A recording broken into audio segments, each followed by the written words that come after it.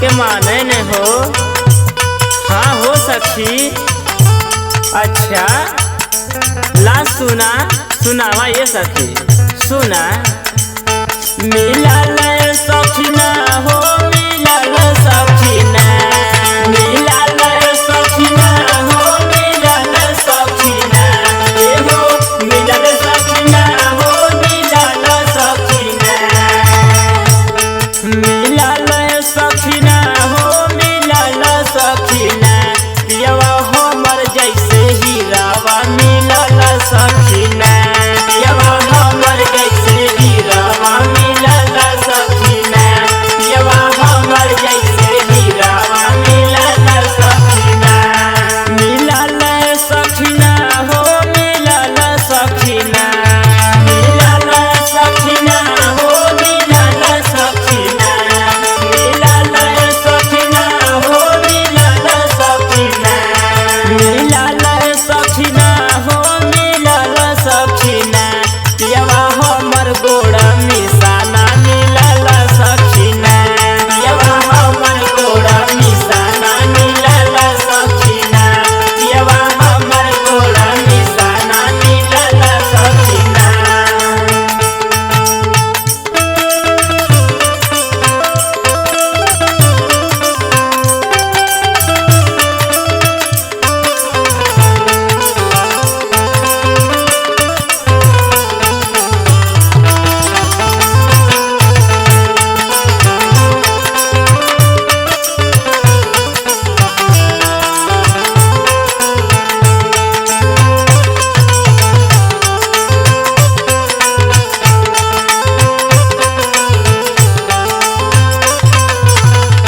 अब का बताइए सखी इतना माने न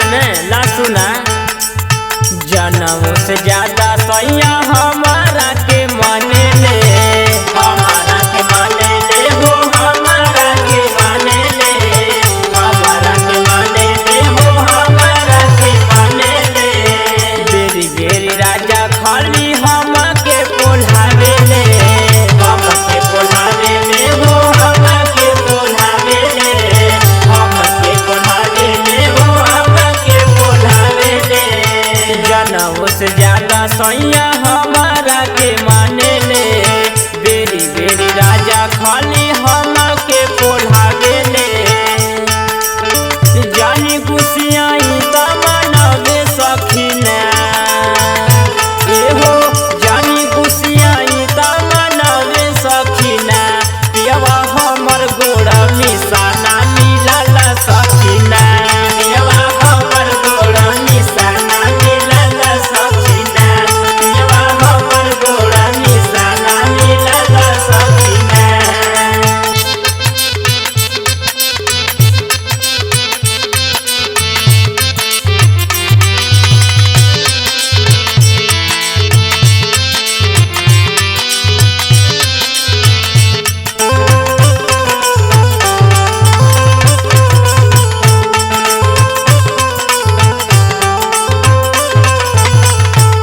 अरे इतने ना ये सखी और सुना